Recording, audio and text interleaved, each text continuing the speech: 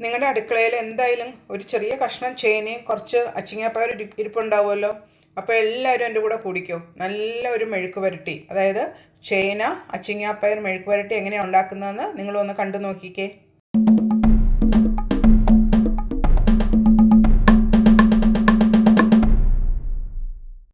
അപ്പോൾ ചേനയും അച്ചിങ്ങാപ്പയറും എല്ലാവരും എടുത്തല്ലോ. പിന്നെ ഒരു കാര്യം ശ്രദ്ധിക്കണം, ചേന നമ്മളിങ്ങനെ അരിയുമ്പം ചെറുതായിട്ട് അരിഞ്ഞു കൊടുക്കണം, എന്നാലാണ് അത് വേകാനും എളുപ്പം ഉണ്ടാകും, മെഴുക്ക് വരട്ടുമ്പോഴും നല്ല ടേസ്റ്റ് കിട്ടും. അപ്പം ഞാൻ ആ ചേന ആദ്യം നമുക്ക് വേവിക്കാനായിട്ട് അടുപ്പത്തോട്ട് വെക്കാം. അതിനകത്തോട്ട് കുറച്ച് വെള്ളവും ഉപ്പും മഞ്ഞൾപ്പൊടിയും ആഡ് ചെയ്യണം. അപ്പോൾ ഞാൻ ചേന കഷ്ണങ്ങൾ മാത്രമേ ഇട്ടിട്ടുള്ളൂ അതിനകത്തോട്ട്. അത് വേകാൻ ആവശ്യത്തിനുള്ള വെള്ളം, അധികം വെള്ളം വേണ്ട. പിന്നെ ആവശ്യത്തിന് ഉപ്പ്,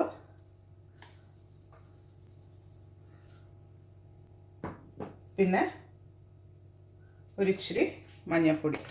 എന്നിട്ട് ഇതെല്ലാം കൂടെ നന്നായിട്ട് മിക്സ് ചെയ്യാം. ഈ ചേന ഒന്ന് പകുതി വെന്ത് കഴിയുമ്പോൾ വേണം നമുക്ക് അച്ചിങ്ങാപ്പയറും കൂടി ഇതിനകത്തിട്ട് വേവിച്ചെടുക്കാനായിട്ട്. അതാണ് അതിൻ്റെ ഫസ്റ്റ് സ്റ്റെപ്പ്. അപ്പോൾ ചേന നല്ല ചെറുതായിട്ട് ക്ലീൻ ചെയ്തിട്ട് അരിഞ്ഞ് ഇങ്ങനെ എടുക്കുക. അധികം അങ്ങ് വെന്ത് കുഴഞ്ഞു പോരുത്, അതൊന്ന് ശ്രദ്ധിക്കണം. ഇനി നമുക്ക് ഉപ്പും മഞ്ഞൾപ്പൊടിയും ആവശ്യത്തിന് വെള്ളവും ചേർത്ത് ചേനയെ പകുതി വേവിച്ചെടുക്കാം. ഇപ്പോൾ ഒരു 5-6 മിനിറ്റ് കഴിഞ്ഞു. ഞാനൊന്ന് തുറന്ന് നോക്കി, ഒന്ന് ടേസ്റ്റ് ചെയ്ത് നോക്കി. അപ്പം ചേന നന്നായിട്ട് വെന്തിട്ടുണ്ട്. ഇനിയിപ്പം അച്ചിങ്ങാപ്പയർ ഏകദേശം ഒരു 1/4 കിലോ കാണുമായിരിക്കും. അത് നിങ്ങളുടെ ഇഷ്ടത്തിന് എടുക്കാം. ഏകദേശം ഈക്വൽ ക്വാണ്ടിറ്റി എടുത്താൽ നല്ലതാണ്. രണ്ടിനെയും ടേസ്റ്റ് ഒരുപോലെ കിട്ടും, അത്രയേ ഉള്ളൂ. അതിനെ പ്രത്യേകിച്ച് കണക്കൊന്നുമില്ല. ഇനി അച്ചിങ്ങയും കൂടി ഇതിനകത്ത് കിടന്നൊന്ന് വെന്ത് വരട്ടെ. വേറെ വെള്ളമൊന്നും ഒഴിക്കണ്ട, ഈ വെള്ളത്തിൽ തന്നെ കിടന്ന് അച്ചിങ്ങയും വെന്തോളും. അത് കഴിഞ്ഞിട്ട് മെഴുക്ക് വരട്ടുന്നതും കൂടെ ഇനിയുണ്ട് അടുത്ത സ്റ്റെപ്പായിട്ട്. അച്ചിങ്ങ വേവിച്ചത് വെന്തിട്ടുണ്ടാവും എന്ന് വിചാരിക്കുന്നു. ഉണ്ട്, അച്ചിങ്ങയൊക്കെ നന്നായിട്ട് വെന്ത് വെള്ളമൊക്കെ വറ്റി വന്നിട്ടുണ്ട്. അധികം ഇളക്കണ്ട. എന്താണെന്ന് വെച്ചാൽ ആ ചേന ചിലപ്പോൾ പൊടിഞ്ഞു പോകും. നല്ലതായിട്ട് സോഫ്റ്റായിട്ട് വെന്തിട്ടുണ്ട്. ഇനി ഇത് മെഴുക്ക് വരട്ടുന്നതാണ് നമ്മുടെ അടുത്ത സ്റ്റെപ്പ്. അപ്പോൾ ഇത് അടുപ്പത്തു നിന്ന് മാറ്റിയിട്ട് നമുക്ക് അതിനൊരു വേറൊരു പാൻ അടുപ്പത്തോട്ട് വെക്കാം.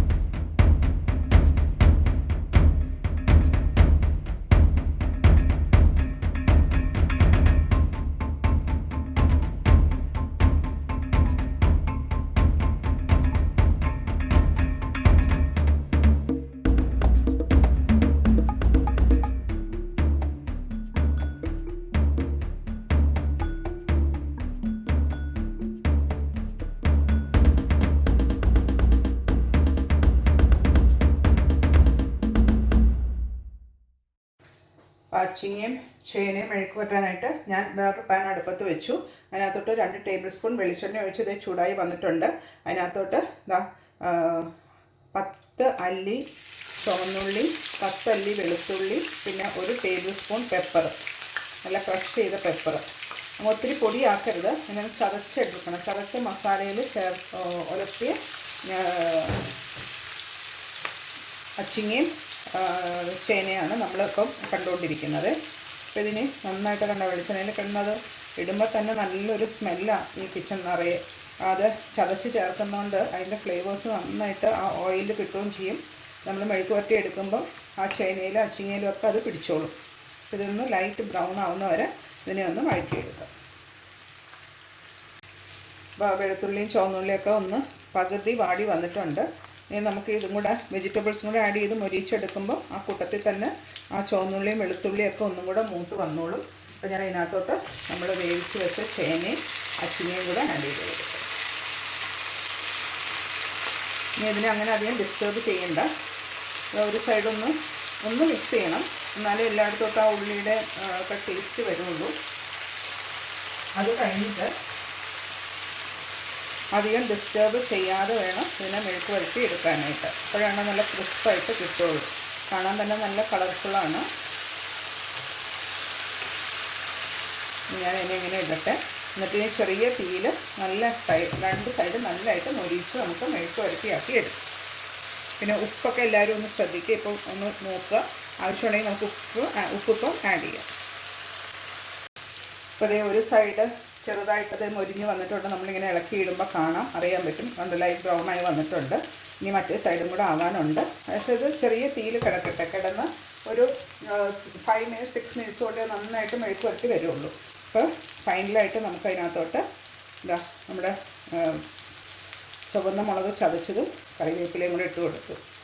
അപ്പോൾ നമ്മുടെ മെഴുക്ക് പുരട്ടി കാണാൻ തന്നെ നല്ല ഭംഗിയുണ്ട്, അതുപോലെ തന്നെ നല്ല ടേസ്റ്റും ഉണ്ട്. എല്ലാം കൂടെ ഒന്ന് മിക്സ് ചെയ്ത് കൊടുക്കുക. എൻ്റെ അടിവശമൊക്കെ മൊരിഞ്ഞ് തുടങ്ങിയിട്ടുണ്ട്. അത് കഴിഞ്ഞത് പ്രസൻറ്റ് ചെയ്യുന്ന കൂടെ കാണിച്ചു തരാം. ഇതാ നല്ല മൊരിഞ്ഞ ചേന അച്ചിങ്ങ മെഴുക്ക് പുരട്ടി റെഡി ആയിട്ടുണ്ട്.